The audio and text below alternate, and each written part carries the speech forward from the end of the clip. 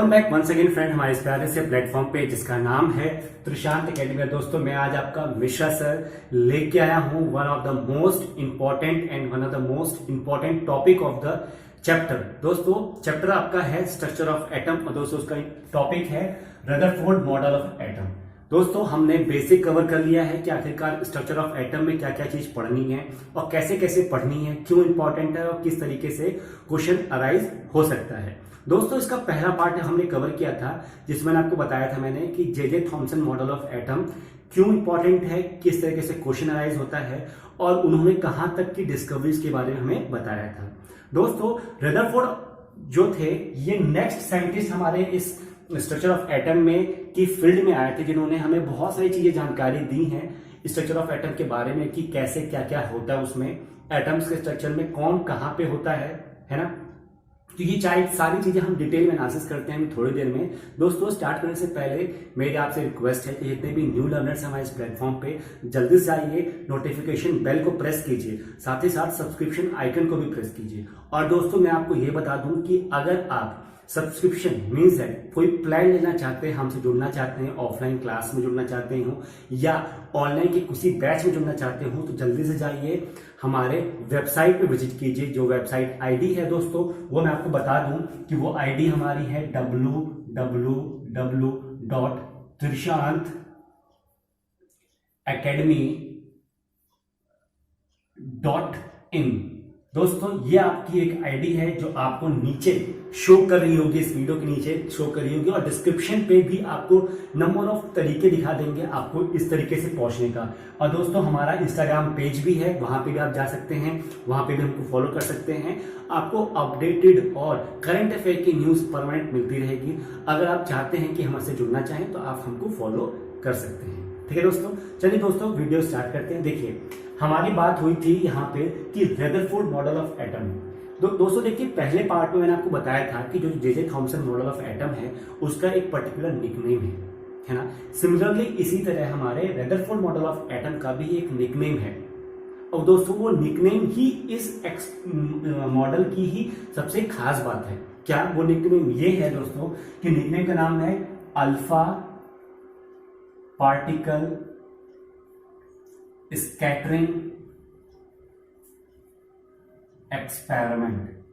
Alpha particle scattering experiment. अब दोस्तों नाम आ गया आपके सामने क्या, अल्फा पार्टिकल, और फिर उसको स्कैटर किया गया और फिर एक्सपेरिमेंट में उसको एज एक्सपेरिमेंट ट्रीट करके उसका हमने कंक्लूजन निकाला, ऑब्जर्वेशन ली और साथ में हमें ऑब्जर्वेशन से क्या निर्णय निकला, कंक्लूजन क्या निकला वो जाना है ना। First we have do a experiment, then we observe what the outcomes of the experiment comes and then or from that outcome we conclude our experiment।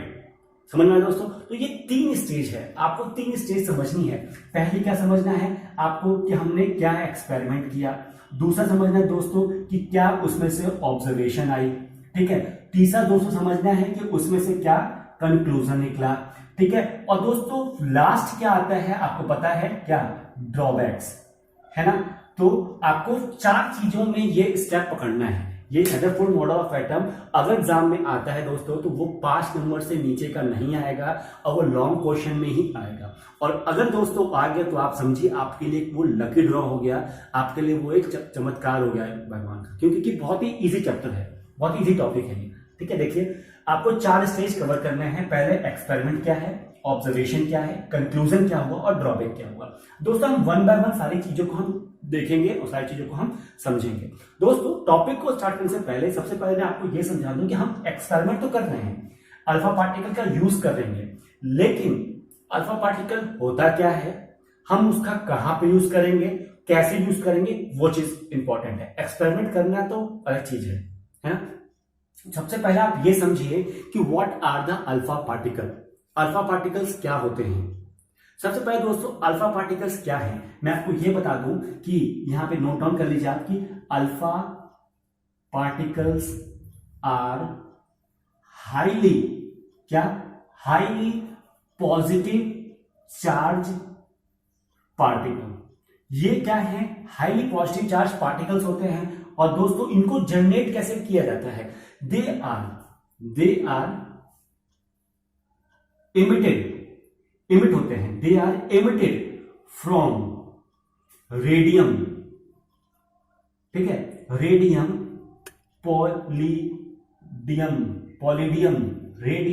पॉलीडियम नाम के कुछ ऐसे एलिमेंट्स होते हैं, वो अल्फा पार्टिकल्स को स्कैटर्ड करते हैं, एमिट करते हैं, अल्फा पार्टिकल्स को एमिट करते हैं जब उसके ऊपर हम कुछ ऐसा मतलब फोर्स अप्लाई करते हैं या इलेक्ट्रिसिटी अप्लाई करते हैं, कुछ ऐसे एक्सटर्नल चीजें को प्रेस करते हैं, तब जाके वो रेडिएशन को एमिट करते हैं। तो अल्फा पार्टिकल वहां से एमिट होते हैं, वो हाईली पॉजिटिव होते हैं। दो चीज समझ में आ गए, ठीक है। तो ये दोस्तों अल्फा पार्टिकल्स होते हैं, ठीक। अब इस एक्सपेरिमेंट में हमने गोल्ड फॉइल को यूज किया है। क्या यूज किया है हमने दोस्तों, ये हो गया। अब ये यूज किया हमने गोल्ड का फॉइल यूज किया है, FOIL फॉइल, ठीक है। अब ये हाईली थिन फॉइल है, ठीक है, हाईली थिन फॉइल है। अब इसका क्यों यूज किया है दोस्तों, आप जानते हैं कि गोल्ड एक ऐसा मेटल है, गोल्ड एक ऐसा एलिमेंट है जिसकी डक्टिलिटी बहुत ही स्ट्रांग है। मीन्स दैट कि वो एक पतला सा मतलब बहुत ही स्मॉल सेंटीमीटर का भी अगर हम गोल्ड की एक प्लेट लेते हैं, उसको हम बीट करते हैं हैमर से, तो लंबा सा 1 किलोमीटर तक का एक मतलब उसकी स्ट्रिप चली आती है। बीट करते करते वो फैलता जाता है, एक्सपैंड होता जाता है, वो किलोमीटर तक चला जाता है, ठीक है। तो ऐसा पतले से पतला वेरी थिन गोल्ड फॉइल ली है, ताकि कोई शिकायत ही ना हो कि बस इतनी इसकी थिकनेस बहुत ज्यादा है, ठीक है। तो उतना लिया हमने, चीजें समझ में आ गई कि हमने गोल्ड फॉइल लिया है और एक अल्फा पार्टिकल स्कैट मतलब एमिटर लिया है, इतनी चीज समझ में आई। अब दोस्तों हम एक्सपेरिमेंट अपना स्टार्ट करते हैं। देखिए यहां की चीजें क्लियर हो गई, इसको आपने नोट डाउन कर लिया होगा, ठीक है। अब दोस्तों बात आती है हमारे एक्सपेरिमेंट की, अब हम इस पर डील करते हैं। देखिए हुआ क्या कि हमने लिया है गोल्ड का फॉइल, ठीक है, ये एक क्या है, गोल्ड का फॉइल है, आप लिख दीजिए GOLD, गोल्ड का फॉइल ले लिया। अब दोस्तों बात की हमारे अल्फा पार्टिकल एमिटर की, तो यहां पे लीजिए, ये लिख दिया अल्फा पार्टिकल एमिटर, ठीक, इमीटर, ठीक है। अब दोस्तों यहां से हमारा एक इमीटर स्टार्ट हो गया, एमिट कर रहा है, ठीक है। अब देखिए ये हमारा एक्सपेरिमेंट था, क्या था एक्सपेरिमेंट कि अल्फा पार्टिकल की जो बीम आ रही है वो गोल्ड फॉइल के ऊपर जा रही हैं, ठीक, ऐसे करके गोल्ड फॉइल पे जा रही हैं। इतनी चीज क्लियर हो गई, ये चीज क्लियर हो गई। ये एक्सपेरिमेंट था हमारा। एक्सपेरिमेंट बहुत ही सिंपल है। सिंपल क्या है कि एक एमिटर है, वो अल्फा पार्टिकल एमिट करता है, उसके फ्रंट में हमने गोल्ड फॉइल लगाया है, वो रेज यहां से आ रही हैं और इस पे टकरा रही हैं, बस यहां तक हमारा एक्सपेरिमेंट था। अब दोस्तों यहां से बात स्टार्ट होती है ऑब्जर्वेशन की। तो ऑब्जर्वेशन के दोस्तों मेरे को थोड़ा सा ये सब रब करना पड़ेगा आपको दिखाने के लिए, ठीक है। इसको मैं हटाता हूं, ठीक। अब देखिए बात हुई दोस्तों हमारे एक्सपेरिमेंट में अल्फा पार्टिकल्स की। फॉर एग्जांपल मेरा अल्फा पार्टिकल कुछ इस प्रकार का है, और सॉरी क्या नाम है, गोल्ड फॉइल, ठीक है, इस प्रकार की है, और यहां पे हमारा एमीटर है, ठीक, अल्फा एमीटर, ठीक है, यहां से एमीटर है, यहां से इसका एक बीम मतलब ये माउथ है, यहां से इसकी बीम जा रही है, ठीक, ये गई। दोस्तों अभी तक हमने एक्सपेरिमेंट किया था जिसमें बताया था कि अल्फा पार्टिकल से बीम जा रही है, गोल्ड फॉइल पे जा रही है, ठीक है। अब दोस्तों क्या है, आपको मैंने बताया था कि ये जो अल्फा पार्टिकल हैं ये हाईली पॉजिटिव चार्ज हैं। क्या है, हाईली पॉजिटिव चार्ज हैं, ठीक। अब हमारा ऑब्जर्वेशन यहां से स्टार्ट होता है। ऑब्जर्वेशन में हमने ये देखा कि जो जो अल्फा पार्टिकल की रेज यहां से जा रही थी, कुछ ऐसी रेज आई हैं जो यहां से तो आ रही हैं और कुछ सीधे सीधे डाइवर्ट हो गई हैं, ठीक है, मतलब यहां से आई और डायरेक्टली डाइवर्ट हो गई, स्ट्रेट पाथ ट्रेवल किया उन्होंने, मींस दैट यहां से आई और वो डायरेक्टली रिबाउंड हो गई, ठीक। पहला उन्होंने आई और डायरेक्टली वो रिबाउंड हो गई, मींस दैट आप यहां से इसका कंक्लूजन भी साथ साथ में लिखते रहिए, ठीक है, कंक्लूजन भी आप साथ साथ लिखिए कि डायरेक्टली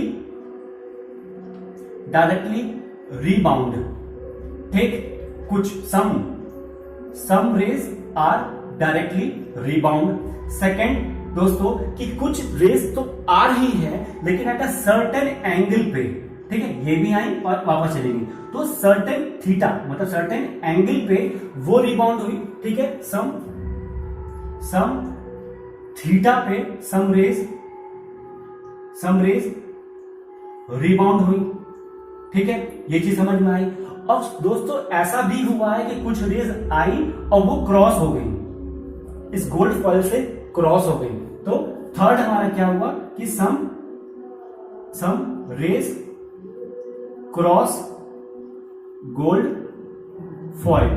ठीक है दोस्तों, कुछ रेज आई और गोल्ड फॉइल को क्रॉस कर गई। यहां तक ये समझ में आई दोस्तों, हमारा एक्सपेरिमेंट क्या था और हमारा कंक्लूजन क्या था, यहां तक चीज समझ में आई। अब दोस्तों बात आती है हमारे मतलब ऑब्जर्वेशन पे कि हमने ऑब्जर्व क्या किया। हमने ऑब्जर्व ये किया दोस्तों कि ये जो गोल्ड फॉइल है इसमें से जब कुछ पार्टिकल मतलब ये अल्फा पार्टिकल्स आ रहे हैं तो सीधे सीधे कुछ पार्टिकल रिबाउंड हो जा रहे हैं, कुछ पार्टिकल्स आ रहे हैं तो सर्टेन एक एंगल बना के तब रिबैक हो रहे हैं, और कुछ तो डायरेक्टली मतलब पास हो जा रहे हैं। इसका मतलब ये हुआ फ्रेंड्स कि कहीं ना कहीं इस गोल्ड फॉइल में सेंटर पे हाईली पॉजिटिव चार्ज अवेलेबल है। फॉर एग्जांपल यहाँ पे हाईली पॉजिटिव चार्ज अवेलेबल है। इससे होता क्या है कि ये जब पॉजिटिव चार्ज आ रहा है तो ये डायरेक्ट इसको रिबाउंड कर रहा है, मींस दैट वो इसके सेंटर पर जाके टकरा रहा है। और आप ये जानते हैं कि same charge repel each other. क्या है? Same charge repel each other, कि जो सीधे सीधे अल्फा पार्टिकल पॉजिटिव चार्ज आ रहे हैं उसको वो रिपेल कर रहा है, दूर भगा रहा है। और जो कुछ टकरा के एंगल जा रहे हैं तो वो हो सकता है कि जो ये सेंटर पे इतना बड़ा है तो हो सकता है जैसे ये इतना बड़ा है मतलब वो कोने पे टकरा रहा हो। ठीक है, तो वो उसके कॉर्नर पे टकरा के सर्टेन एंगल से आगे क्रॉस कर जा रहा है। और जो पार्टिकल सीधे सीधे पास हो रहे थे, कोई भी डिफ्लेक्शन नहीं हुआ उनके बीच में, तो हो सकता है कि वो इसके और अगले वाले एटम जो होगा उसके दोनों के बीच से जा रहे हो, तो वो न्यूक्लियस से तो टकराए नहीं। तो आप समझे चीजें को। तो जो तीन चीज हमारी ऑब्जर्वेशन में हुआ था मतलब कंक्लूजन निकला था, उसमें से हमने ऑब्जर्वेशन अपना निकाल लिया। तो आपके तीन स्टेजेस थे। जो पहला डायरेक्टली रिबाउंड हुआ, दूसरा क्या हुआ कि वो कुछ सर्टेन एंगल से रिबाउंड हुआ, तीसरा क्या हुआ रिबाउंड ही नहीं हुआ, वो सीधे सीधे अल्फा पार्टिकल्स को और गोल्ड फॉइल को क्रॉस कर गया। इतना चीज समझ में आई दोस्तों। यहां तक था आपका क्या एक्सपेरिमेंट, ऑब्जर्वेशन एंड कंक्लूजन। अब चीज समझ में आई। अब दोस्तों बात करते हैं हम इसके ड्रॉबैक्स के ऊपर। अब देखिए, जब हमारी यहां तक चीजें क्लियर हो गई हैं कि फ्रेंड्स हमारे एक जो अल्फा पार्टिकल जो हमारा गोल्ड फॉइल है, गोल्ड फॉइल में हमारे तीन चीज समझ में आ रही है। क्या? पहला इलेक्ट्रॉन, ठीक, जो कि बाहर है, मतलब जहां पे वो डायरेक्टली मतलब पास कर जा रही है, कोई स्कैटर्ड नहीं हो रही अल्फा पार्टिकल, तो वहां पे वो इलेक्ट्रॉन होगा, तभी तो वो उसको अट्रैक्ट किया और जाने दिया, है ना। पॉजिटिव चार्ज अल्फा पार्टिकल्स थे और जो बचे एरिया में गोल्ड फॉइल की जो बचा एरिया था उसमें इलेक्ट्रॉन, तभी तो उसको पास करने दिया। दूसरा कि सेंटर से वो रिबाउंड हो रही है पूरा का पूरा, तो इसका मतलब क्या हुआ, सेंटर पे न्यूक्लियस होगा, और जो सर्टेन एंगल से डिफ्लेक्ट हो रही है इट मींस दैट वहां पे प्रोटॉन होंगे। तो इलेक्ट्रॉन, प्रोटॉन और न्यूट्रॉन के बारे में रदरफोर्ड ने बता दिया था अपने एक्सपेरिमेंट में। यहां तक चीजें समझ में आई। अब दोस्तों इनका जो ड्रॉबैक्स है दोस्तों, वो एक बहुत ही मतलब मजेदार ड्रॉबैक्स है। ड्रॉबैक्स में उन्होंने क्या बताया कि जब सेंटर पे एक न्यूक्लियस होता है और उसके अराउंड में हमारा क्या फ्लो करते हैं, इलेक्ट्रॉन फ्लो करते हैं, और न्यूक्लियस में ही इलेक्ट्रॉन और प्रोटॉन होते हैं। ये चीज तो समझ में आए, छोड़ो वो तो बात की बात है।